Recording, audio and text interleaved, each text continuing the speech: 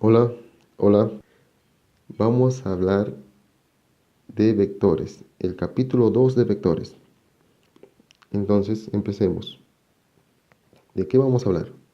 De la descomposición de un vector, la suma y resta de vectores, y cómo podríamos hacer eso de forma analítica o de forma gráfica. ¿De acuerdo? Vamos a ver.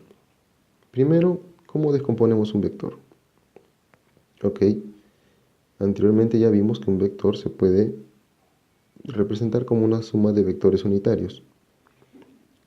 Pero a veces nos dan ya el módulo del vector, que podría ser en este caso el vector b, y su módulo b, simplemente, sin la flecha arriba.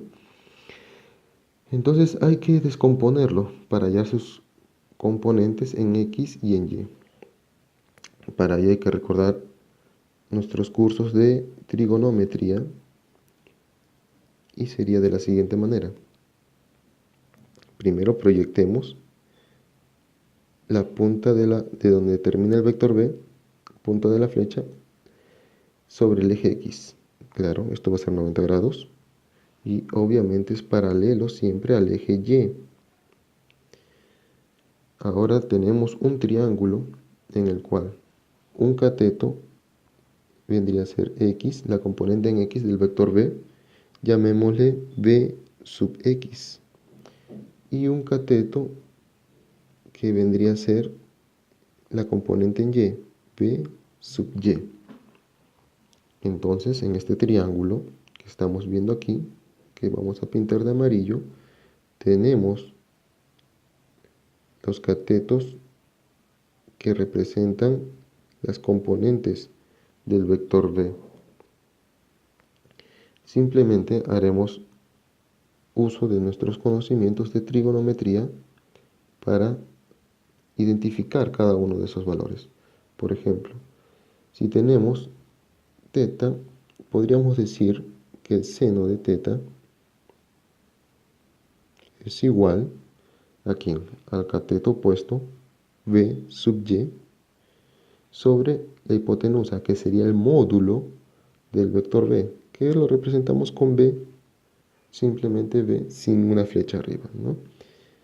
Entonces, podemos decir que el componente en y, b sub y, del vector b vendría a ser igual a su módulo multiplicado por el seno del ángulo que representa el sentido del vector, teta.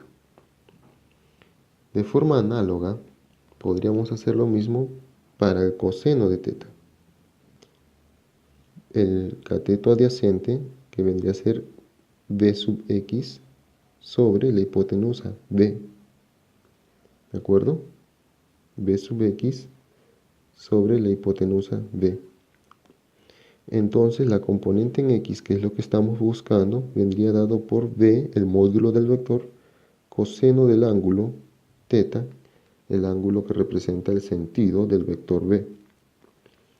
Por lo tanto, si queremos representar el vector b de forma analítica, es decir, como coordenadas, diríamos que el vector b, o sea, b con una flechita arriba, no sería un número, ¿verdad? Sería un punto con ejes coordenados, es decir, en x tenemos b coseno de teta y en y tenemos b módulo seno de teta.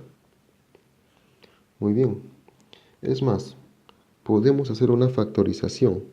Podemos extraer el módulo del vector y multiplicarle un vector más pequeño, que sería el coseno de teta, punto y coma, seno de teta. ¿De acuerdo? Se hace de forma distributiva. B puede entrar, el módulo del vector B puede entrar a multiplicar al coseno y al seno. Entonces ahí tenemos al vector B. Pero esto aquí es muy sencillo porque el vector B está en el primer cuadrante y todas sus componentes son positivas. Veamos el vector P, que cae en un segundo cuadrante. Recuerden, en trigonometría, a este le llaman el cuadrante 1 y a este le llaman cuadrante 2. Y el que está a este lado será el cuadrante 3, ¿verdad? Y el que está aquí abajo es el cuadrante 4. Pero no es tema que vamos a tratar hoy día. Entonces, volvamos al vector P. El vector P vamos a descomponerlo y para eso proyectamos en X y luego proyectamos en Y. Tenemos que en X va a caer del lado negativo del eje X. Entonces su componente en X será negativa. Pero vamos a mecanizarnos un poco y no vamos a pensar en ello. Simplemente vamos a representar el vector P, cuyo módulo vale P, sin la flecha arriba, P nada más, y con su ángulo que en este caso vendría a ser alfa, siempre medido desde el eje X positivo hacia el vector, desde el eje X positivo hacia el vector. Ese vendría a ser alfa, el ángulo que representa el sentido de P. Simplemente hagamos lo que hicimos anteriormente. P va a ser igual a P multiplicado por un vector más pequeño, que sería coseno de alfa, en este caso, punto y coma, seno de alfa. ¿De acuerdo? Como verán, alfa es un ángulo mayor a 90 grados. Alfa es mayor que 90 grados para este caso, pero es menor que 180 grados. Si recuerdan sus cursos de trigonometría, para estos ángulos que caen en el segundo cuadrante, el valor del coseno va a ser negativo. Por ejemplo, pueden probar el coseno de 120 grados. Les va a salir un valor negativo si usan su calculadora.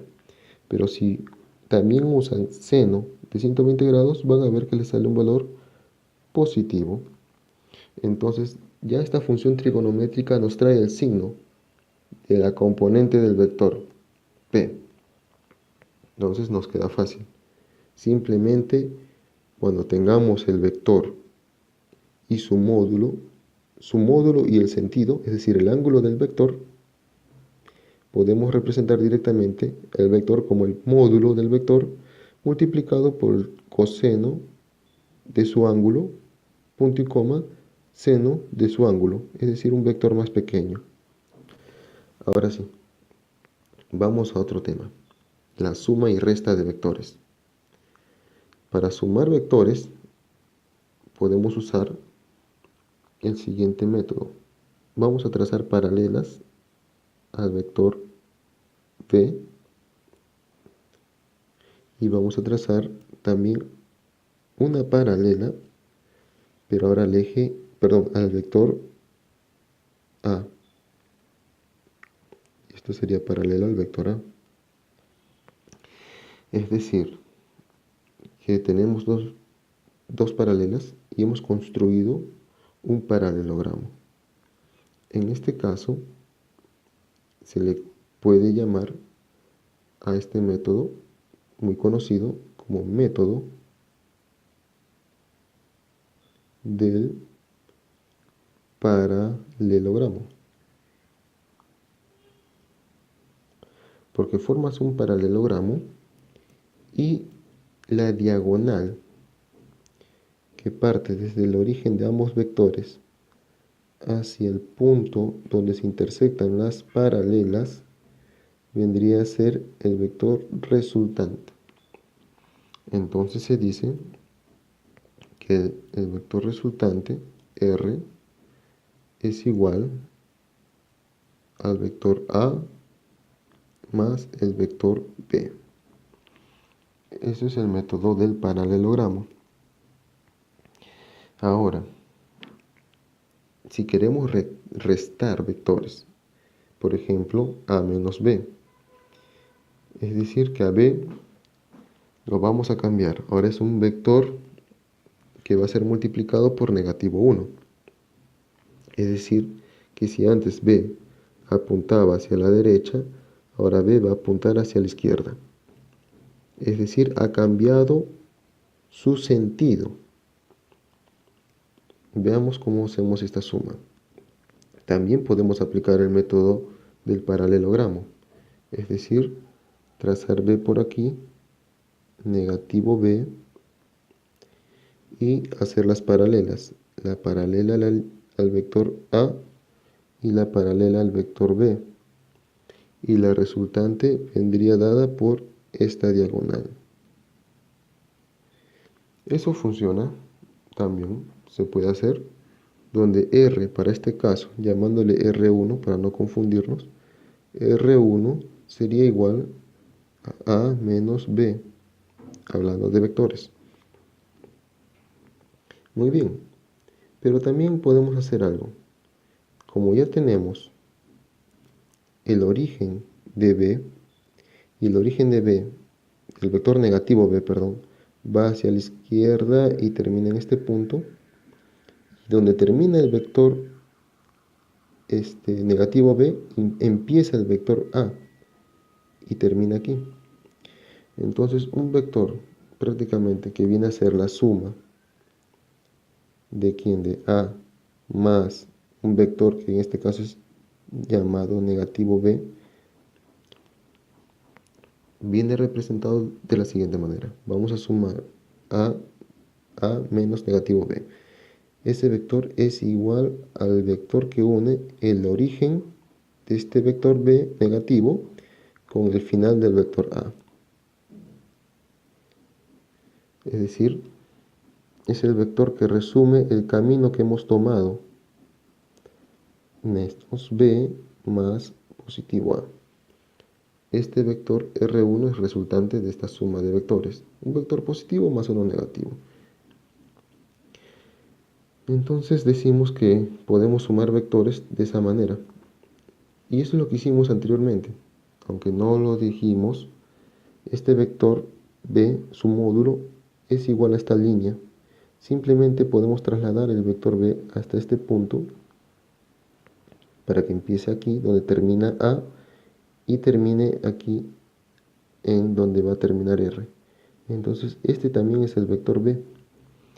Por lo tanto, para el caso de la suma de dos vectores, en este caso positivo B más positivo A, sería de la siguiente manera. R va a ser el camino que resume esta trayectoria, desde el inicio hasta donde termina A y desde donde termina A hasta donde termina B.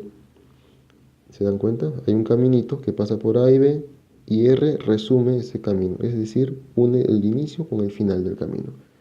Y de esa manera se suman vectores. Se dan cuenta que no es lo mismo que la suma escalar. Claro, porque si tú sumas los módulos A más B, no va a ser igual al módulo de R. Siempre va a ser un poco mayor porque este es un triángulo. Muy bien. Creo que hemos ahondado bastante en la suma y resta. Veamos cómo se hace esto de forma analítica. Es decir, matemáticamente. Tienes el vector A, que es 5,7, y el vector B, que es 1,6. Recuerden que la suma se puede calcular de la siguiente manera. El vector R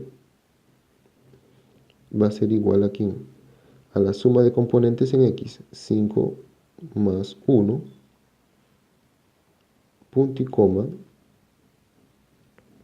7 más 6, que vendría a ser igual 6, punto y coma, 13.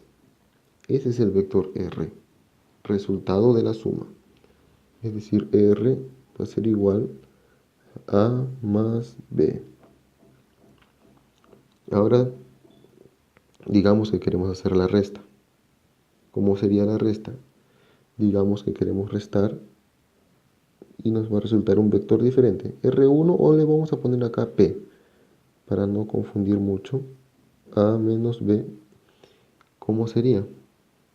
Pues P sería igual a 5, componente en X, menos la componente en X de B, 1, punto y coma. A, componente en Y, sería 7, menos la componente en Y de B, 6. Esto resulta 4,1. Este sería el vector P, que es la resultante de restar A menos B. Ese es de forma analítica, siempre y cuando conozcas las componentes del vector, de los vectores A y B. Pero hay un método gráfico, es decir, si ya tenemos los módulos, es decir, no las componentes, es decir, A igual a 3,4, no tenemos eso, 3,4 no lo tenemos, sino tenemos que A es igual a 5, el módulo de A es igual a 5, y B el módulo, por decir un número, 10.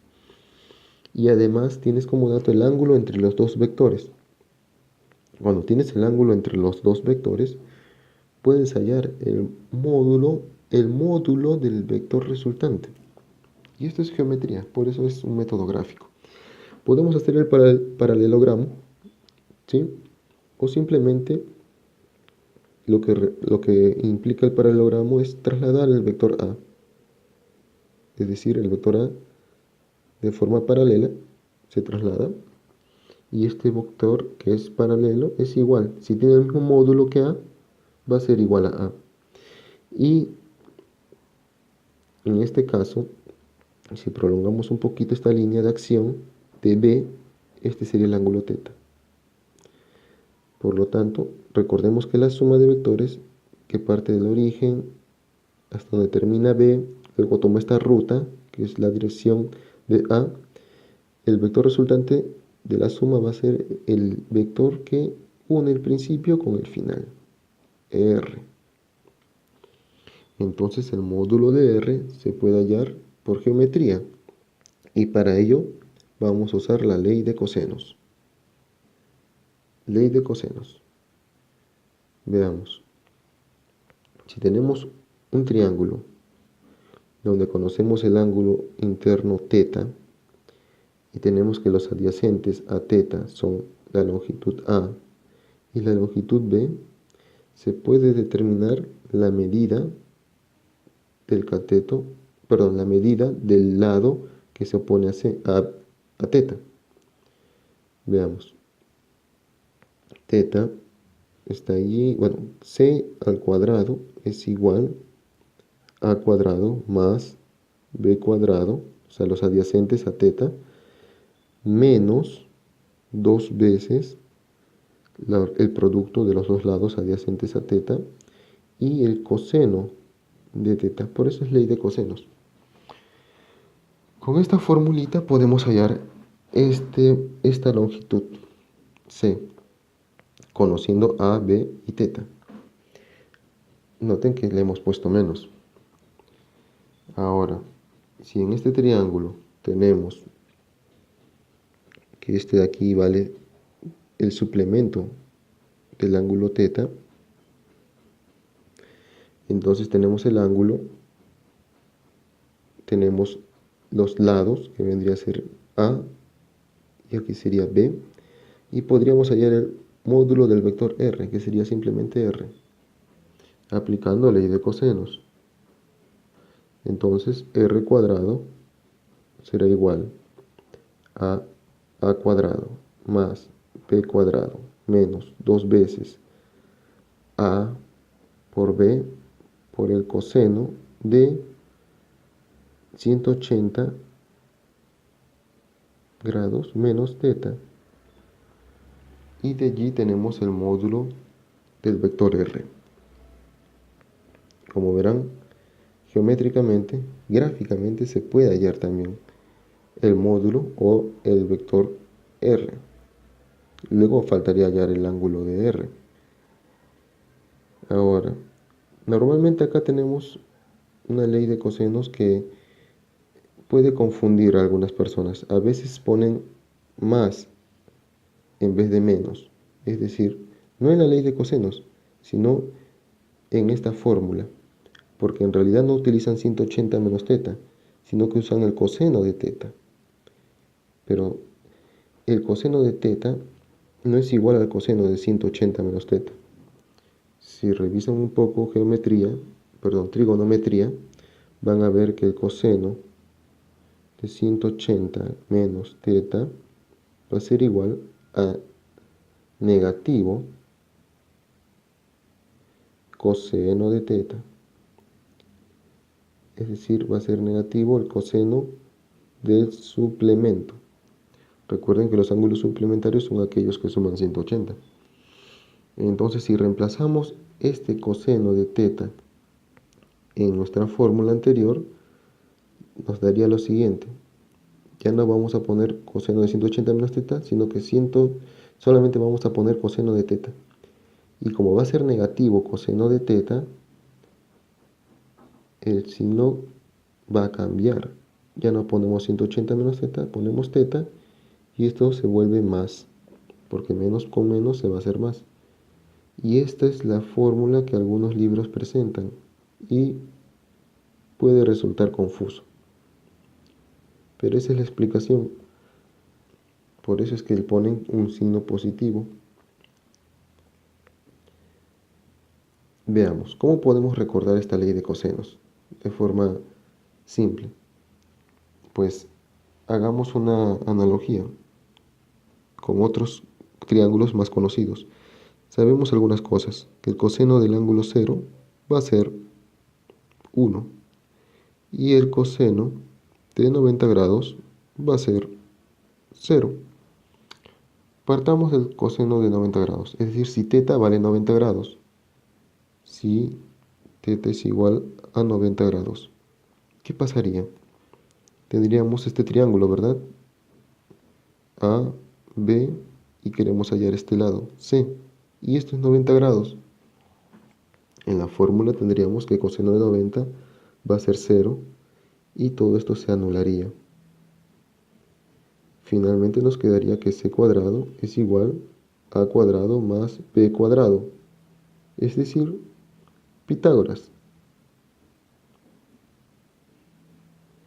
¿Ah? ¿Qué les parece?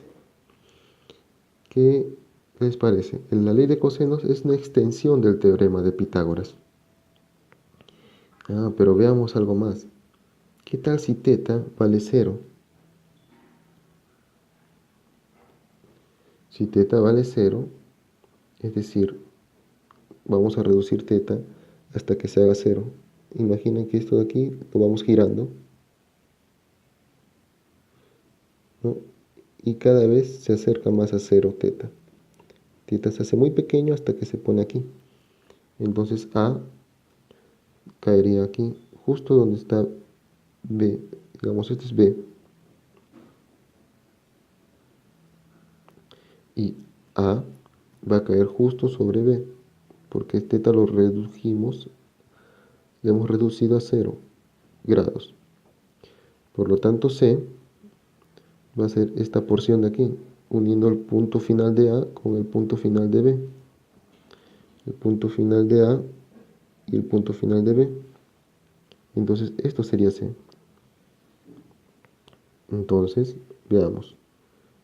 Si teta fuera 0, esto valdría 1. Tendríamos lo siguiente, que c cuadrado es igual a cuadrado más b cuadrado menos 2 veces a por b por 1. Y esto es un trinomio cuadrado perfecto. Por lo tanto, c cuadrado va a ser igual a ¿quién? A menos b, todo eso al cuadrado. Tenemos que c al cuadrado es igual a menos b, todo al cuadrado. Ahora podemos cambiar el signo interno y no pasa nada porque está al cuadrado. Esto va a ser lo mismo que decir b menos a todo al cuadrado.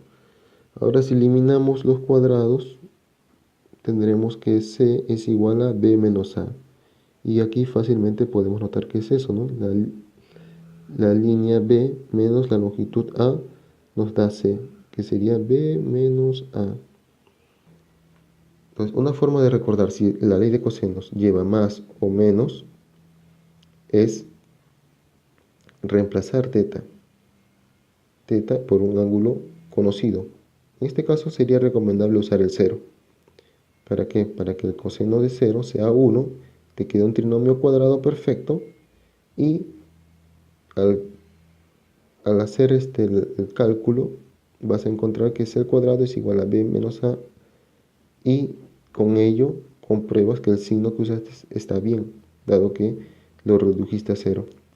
Puedes hacer la prueba si incrementas el ángulo θ hasta 180 y comprobarás que resulta la suma. Bueno, con eso concluimos el capítulo 2 de la clase de vectores. Espero que haya sido de utilidad y pronto publicamos el capítulo 3 con operaciones matemáticas más complejas como el producto escalar y el producto vectorial. Gracias y por favor suscríbete para ver más videos. Chao.